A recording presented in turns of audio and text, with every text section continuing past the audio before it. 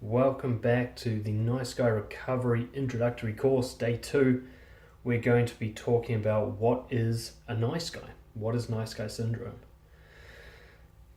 Now, there's a kind of running joke on the internet about nice guys being these kind of neck-beardy guys wearing fedoras and going milady all the time, that kind of thing.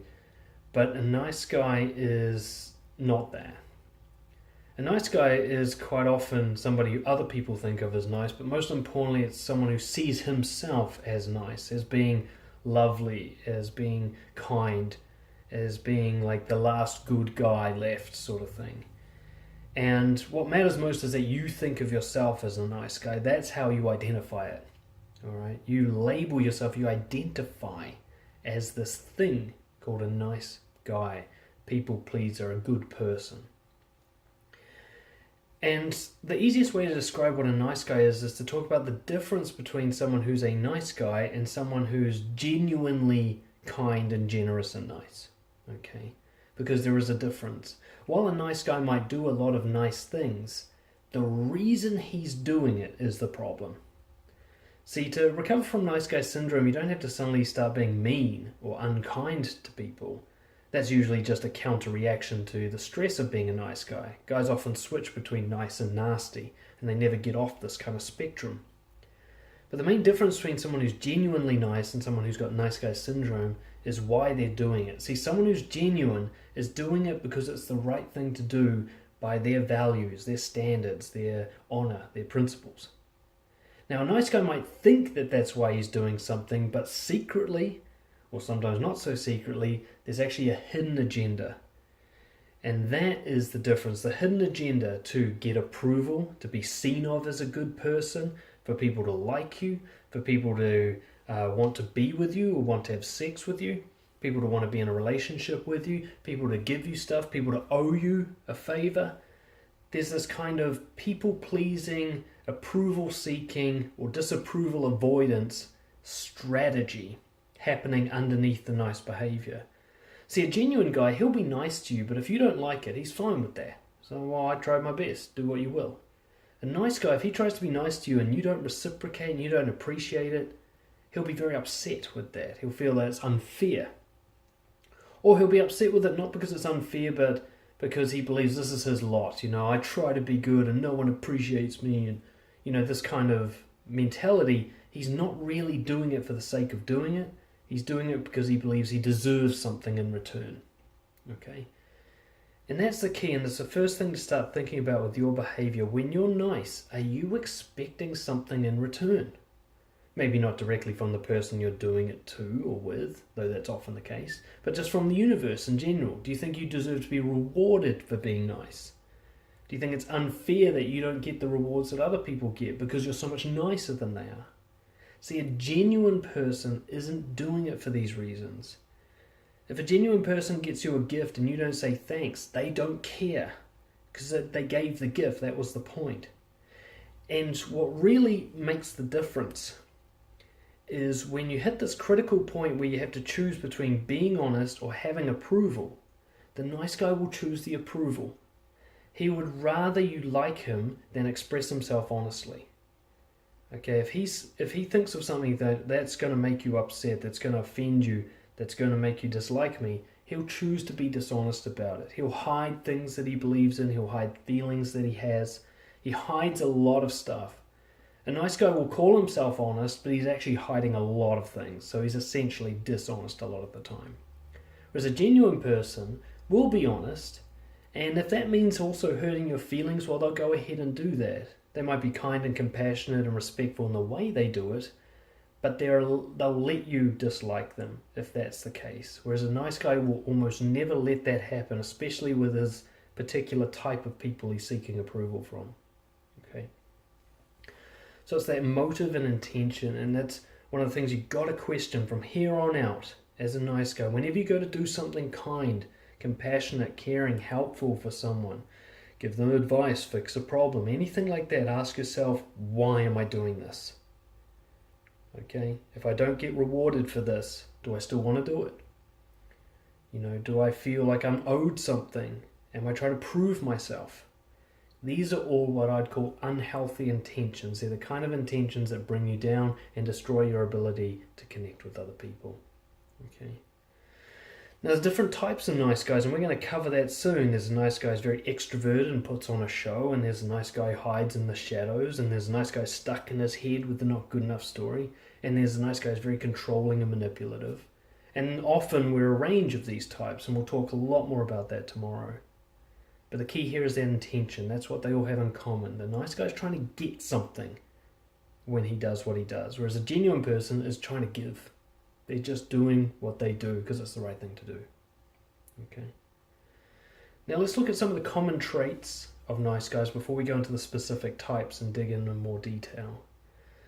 Fear and avoidance around confrontation. I've been coaching nice guys for many, many years now, and that one's really common. Now, some nice guys don't mind arguing, but only with rational topics where it doesn't get emotional, and or with people that they don't care about.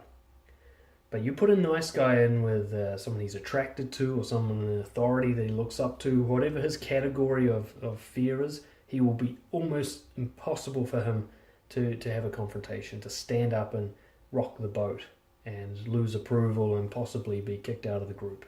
So fear and avoidance around confrontation and conflict. People pleasing and approval seeking, or disapproval avoidance. So some nice guys actively put in lots of effort to make you like them, and some nice guys try to fly under the radar just so you can't dislike them. Okay? So there's a guy who's the quiet guy at the edge. He won't say anything, and that way you'll like him because he hasn't given you anything to dislike. And then there's the other guy who's putting on the show. He's center of attention. He's saying everything you want to hear. He adapts to each person to fit in with them. Everybody's trying to fit in all the time. Constantly seeking approval, trying to tick up as many approval points as possible. Another commonality with nice guys and nice guy syndrome is shame. So shame is the sense that there's something wrong with you. Okay? So emotional shame, you probably hide a lot of emotions. You don't want people to see them. Common ones for nice guys are anger, anxiety and fear, frustration and confusion, sexual attraction. These are the kind of emotions that nice guys often hide or suppress or justify and rationalize. So there's shame around how you feel. There's the not good enough story, that voice in your head criticizing you, discouraging you, making you procrastinate, demanding perfection. That's really common for nice guys. Lots of limiting self-beliefs. You can see proof that you are totally capable, but you still don't believe it. You know, and when you have a failure, you make a big deal out of it. When you have a success, you dismiss it and you don't count it as evidence. That's really common in nice guys. Sexual difficulties and shame in the bedroom, very common. Erectile dysfunction, avoidance of sex, what we call vaginophobia. So you might think you want to have a lot of sex, but your actions show a kind of avoidance of it. Like you pass on opportunities somehow, or you sabotage yourself. And of course, once you're in the bedroom, a lot of anxiety, a lot of performance pressure, you take it very seriously. Sex is like a chore for you. And just general avoidance of masculinity, avoidance of setting boundaries or starting, problems like that, avoiding of going first and leading, initiating, taking risks, not being courageous, kind of taking the easy, comfortable option, binge eating and that kind of stuff instead of being, consistent.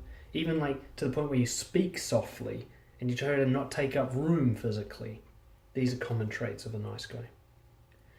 And nice guys have a lot of things in their life that are common. Superficial relationships. So you don't have deep and meaningful connections. You hide a lot of stuff, even from people that are supposedly close to you.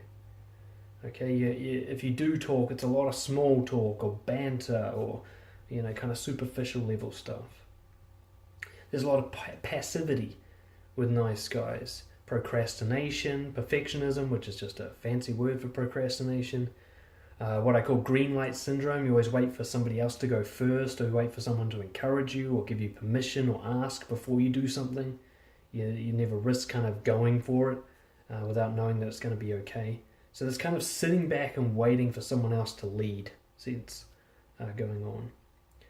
Difficulties presenting yourself honestly. Now, this is different for different nice guys. Some nice guys, when they do speak, what they say is honest. but they don't say a lot of what's true. Okay, so when they do speak it, they're not lying, but they're hiding a lot of feelings, hiding a lot of thoughts, hiding a lot of beliefs, hiding a lot of facts about themselves. And then there's other guys who just outright lie, like I used to.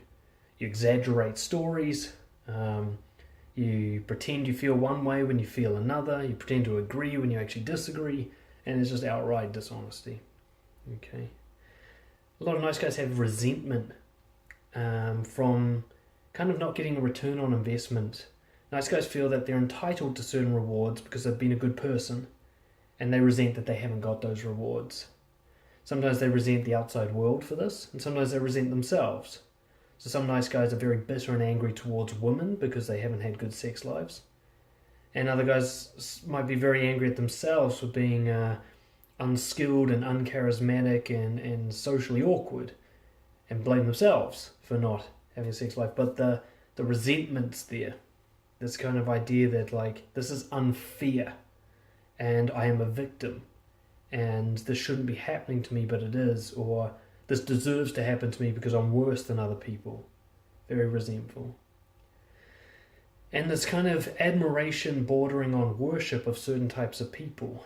For nice guys, for straight nice guys, it's almost always attractive women. They look up to them. In fact, often it's all women. Guys see them as like a different species that's above us. Or when they get really resentful, a different species that's below us, but you still want a lot from them. Looking up to certain roles, like you might be really scared of authority figures or your parents or cool guys or extroverts. There might be a certain type of person you're around that you just shrink and try to please as much as possible. So tomorrow we're going to look at the different types of nice guys.